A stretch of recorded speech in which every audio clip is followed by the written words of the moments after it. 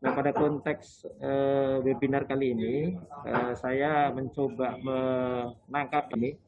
Saya mengidentifikasi kurang lebih ada sekitar 8 pertanyaan ya, yang sebagian besar nih kalau saya lihat terkait dengan bagaimana proses kapal masuk ke pelabuhan, mulai dari kapal menyatakan warta kapal, mulai pemberitahuan kedatangan kapal, sampai nanti dia sandar melaksanakan bongkar muat.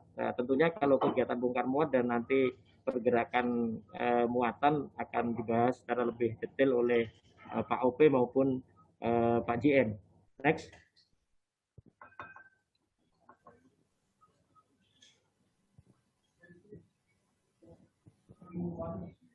Ya, intinya juga di dalam term of reference ini ditanyakan juga terkait bagaimana integrasi antara sistem Innapodnet khususnya pelayanan sah bandar berkolaborasi atau berintegrasi dengan sistem yang lain. Artinya dengan sistem yang ada di pelabuhan, di Pelindo maupun sistem yang ada di instansi lain. Ini juga ditanyakan juga terkait DO online, tapi saya kira nanti singkat saja akan dijelaskan lebih lanjut nanti oleh Pak OP. Next, lanjut aja. Ya, saya ingin mengingatkan bahwa di dalam Inpres 5 tahun 2020, Bapak Ibu sekalian, bahwa Kementerian Perhubungan diberikan amanah untuk mengintegrasikan sistem perizinan dan layanan ekspor impor dan logistik di Kementerian Perhubungan dengan National Logistic Ecosystem yang di leading oleh INSW ya. Kami sudah melakukan, kebetulan saya sebelum menjabat sebagai Sabandar, posisi sebagai Direktur Lalu Lintas dan Angkutan Laut, jadi kita memberikan seluruh proses bisnis dan produk daripada Innapodnet ini untuk bisa diakses melalui National Logistic Ecosystem Platform yang di-leading oleh INSW. Next. Nah, Bapak Ibu sekalian, pertanyaan pertama saya jawab singkat aja, bagaimana implementasi daripada Innapodnet sesuai dengan Peraturan Menteri Perhubungan 192 yang merupakan penyempurnaan dari 157. Next. Nah, di sini bisa kita lihat progres bagaimana Innapodnet dikembangkan mulai dari tahun 2016 sampai 2020 ya. Dan saat ini kita 2020 sebelum saya meninggalkan Citlala ini kita ditarget kurang lebih ada sekitar 20 pelabuhan lagi yang kita tambahkan ya, menambahkan pelabuhan yang sudah ada. Bapak Ibu bisa lihat di situ bahwa pelabuhan di sekitar Jakarta pun seperti Sunda Kelapa, kemudian Marunda, Muara Angke dan Kepulauan Seribu itu termasuk yang kita target untuk bisa diinstal Innapodnet karena ini merupakan pelabuhan-pelabuhan kecil yang terdekat dengan Tanjung Priok karena menjadi ekosistem kita juga. Lanjut. Nah, saya kira ini sudah cukup familiar. Ini menjelaskan saja bahwa intinya sebelum kapal masuk ke Jakarta, ke Tanjung Priok, ini akan mengikuti proses ya, mulai dari pemberitahuan kedatangan kapal sampai nanti persetujuan masuk SPM, sampai nanti dia memberikan apa namanya terlebih dahulu penunjukan keagenan kalau dia kapal asing, dan tentunya nanti sampai proses kargo ini berpindah dari satu tempat ke tempat lain. Ini bisa kita lihat. Next, lanjut aja.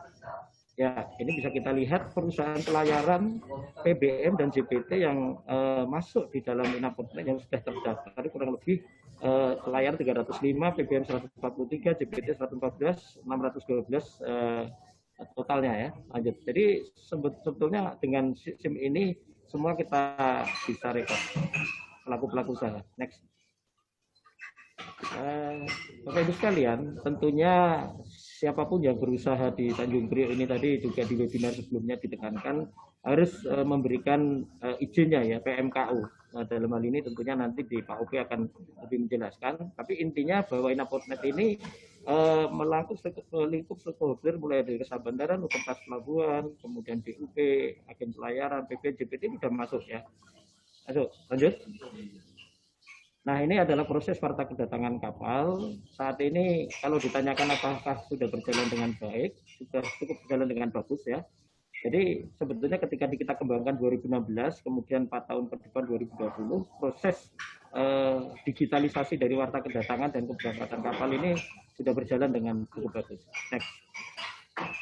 Nah, Hanya saja masalahnya, kalau ditanya apa kekurangannya, sistem yang saat ini belum terintegrasi dengan sistem yang ada di kementerian lain. Untuk itulah kenapa kedepannya National Basic Ecosystem itu mencoba ini, karena Bapak bisa bayangkan ini seorang agen pelayaran yang akan memfasilitasi sebuah kapal akan masuk, dia harus mengisi data-data di setiap kementerian lembaga. Tentunya ini akan sangat menyulitkan. Next. Begitu juga keberangkatan kapal dia juga harus melakukan hal yang sama. Ya, ini complicated. Next. Ya, sekarang pertanyaan bagaimana kalau keagenan kapal asing melakukan proses clearance dan apa yang menjadi persyaratan? Ya, yang menanyakan demikian. Lanjut. Nah, syarat clearance kapal asing ini khusus yang untuk di SPS-nya dia tentunya harus menunjukkan ini. Misalnya saya dilihat di sini, saya bahas satu persatu. Dan ini sudah secara apa namanya, secara format sudah ada di Naponet, tinggal diikutin saja. Lanjut. Ini adalah untuk clearance kapal INA, mulai dari PKKA-nya, keagenan kapal asing, PPKB, ya, kemudian rencana kedatangan sarana pengangkut, ya, dan lain-lainnya. Bisa dilihat di sini, penulis dan sebagainya. Lanjut. Ini untuk clearance kapal out-nya. Nah, selain di sini sebetulnya di website, di guidance-nya, Bapak Ibu sekalian, para agen pelayar bisa membaca, ya, bisa membaca. Dan materi ini saya kira juga nanti cukup bisa digunakan sebagai guidance juga kalau Bapak Ibu mengalami kesulitan. Next. Ya. Sekarang pertanyaannya bagaimana platform, apakah sistem layanan clearance yang dilakukan oleh Inapotnet atau sistem ini sudah terhubung dengan terminal? Ya tentunya ya. Jadi di tempatnya Pak Guna sana itu bisa melihat ya informasi yang diinput dari Sabandar atau sistem yang ada di otoritas pelabuhan. Next, lanjut. Ya. Nah ini yang saat ini ya Pak ya. Saat ini existing ada seperti ini. Kita share datanya ke stakeholder 1 sampai 7. Tapi untuk kementerian yang lain ini sudah bisa diakses, tetapi untuk data sementara masih harus diisi satu-satu. Itulah yang nanti akan kita lakukan perubahan di National District Ecosystem, di mana ada superset data yang sudah diinput di sebelumnya di sistem Sabandar tidak akan terulang nanti di sistem OP, di Pelindo maupun di kementerian lain. Lanjut, next. Nah, dokumen apa yang harus diserahkan agar kapal dapat disandarkan? Lanjut. Nah, Bapak Ibu sekalian, ada surat edaran yang terbaru dari Dirjen Perhubungan Laut yang isinya adalah Service Level Agreement ya atau SLA yang merupakan pembaruan ya. Ini baru keluar Mei 2020 ya. Baru keluar Mei 2020. Di sana bisa dilihat ya proses bisnisnya dan waktunya ya. Service levelnya ini berapa menit dia harus selesai ada. Jadi ini kita kontrol sama-sama. Kalau misalkan pelayanannya lebih dari ini, tolong kami diingatkan, ya, baik dari Sabandar maupun dari pihak otoritas pelabuhan. Next. Nah, berapa lama proses clearance kapal? Next. Ini juga sama di surat edaran Dirjen. Nanti bisa kita share ya. Nomornya saya ulangi. Suratnya adalah 006-286 DJPL 2020. Ini tertanggal 11 Maret 2020 ya. Bisa dilihat di sini. Ini alat kontrol kita sama-sama supaya pelayanan bisa tetap terjamin. Lanjut. Nah, bagaimana integrasi proses clearance ini nantinya dengan INSW, dengan TradeNet dan CESA? Lanjut. Nah, untuk menjawab ini tentunya kami harus menyampaikan apa yang saat ini sudah diprogres ya di SSM pengangkut yang ada di Lembaga Nasional Single Window. Ini dalam proses Bapak Ibu sekalian. Kita berharap mudah-mudahan ini segera selesai. Paling cepat ya harusnya awal tahun depan harusnya sudah bisa ini. Bapak bisa lihat di sini, agen pelayaran cukup memasukkan pada platform Nasional Single Window. Di sana nanti superset data ini akan di-split, dibagi, diserahkan kepada siapa yang membutuhkan. Mulai dari Inapotnet, Bea Cukai, KKP, Imigrasi, ya, kemudian BKPM, ya, karantina. Next. Lanjut.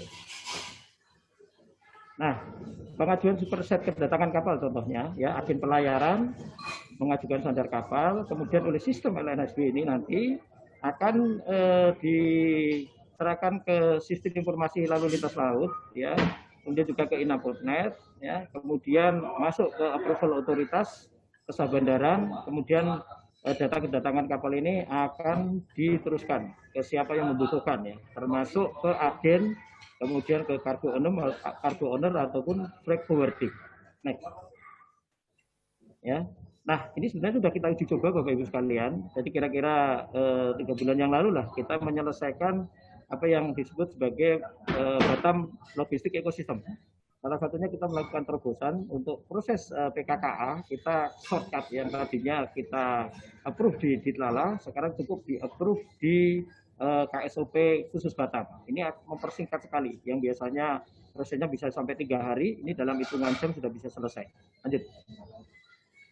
Ya, ini sama, ya. Jadi ini kalau misalkan nanti data yang dari cargo owner, kemudian dari freight forwarding dan pengangkut, misalkan ada data ya terkait dengan kendaraan, terkait dengan apa namanya pergerakan kontainer dan sebagainya, ini akan masuk ke NID semua dan akan di-share ke kementerian lembaga terkait.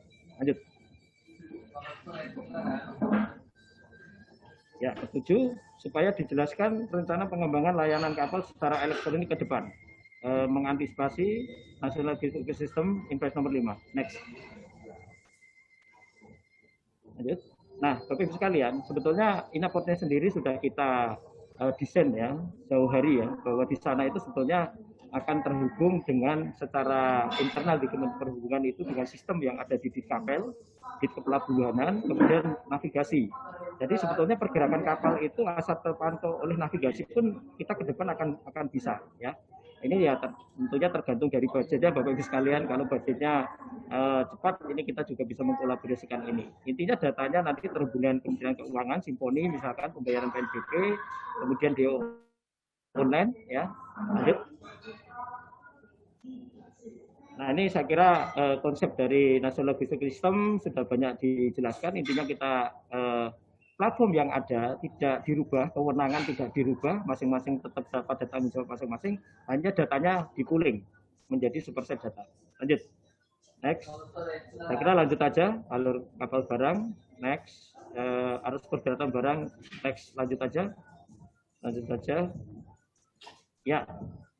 Berikutnya tentang DO online. Nah, DO online ini juga masih menjadi polemik ya. Sebetulnya permasalahannya bukan pada sistem DO online-nya, tetapi pada sistem perdagangan kita. Karena sistem perdagangan menghasilkan BL. BL itu ada yang negotiable dan non-negotiable. Tentu saja non-negotiable orang akan makin hati-hati. Kalau negosiable orang akan hati-hati, non-negosiable seperti CWB akan lebih cepat. Nah, kita belum menemukan saat ini bagaimana cara mengakomodir ini ya untuk BL ini. Tetapi saya kira ke depan kita akan mencari solusi, terutama ini yang terkait adalah pelayaran, kemudian juga importer ya, teman-teman di Ginsi, tentunya juga freight forwarding. Tapi prinsipnya pemerintah akan memfasilitasi masalah DO online ini. Next. Ya, dan ini ke depan yang tadinya penanganannya hanya di Inapodnet, ke depannya masalah di online ini termasuk komunikasi dengan detail barang yang ada dari BC11 tentunya juga nanti oleh Bea Cukai akan dipooling di sini, sehingga mudah bagi apa namanya pelayaran nanti untuk memahami bagaimana DO ini bisa dirilis dan diserahkan kepada importer. Lanjut. Terakhir, berikan saran dan solusi. Next. Nah ini saran dan solusi kami. BUP Pelabuhan yang belum terintegrasi, kalau di Priok sebagian sudah terintegrasi, tapi yang lain kan belum terintegrasi, itu mempengaruhi juga kinerja kita. Perlunya monitoring evaluasi terhadap pelabuhan yang menerapkan Inapodnet, kemudian integrasi dengan sistem pemanduan BUP supaya lebih transparan, integrasi dengan pelayaran penelitian BU secara real time, dan perlunya perubahan rancangan arsitektur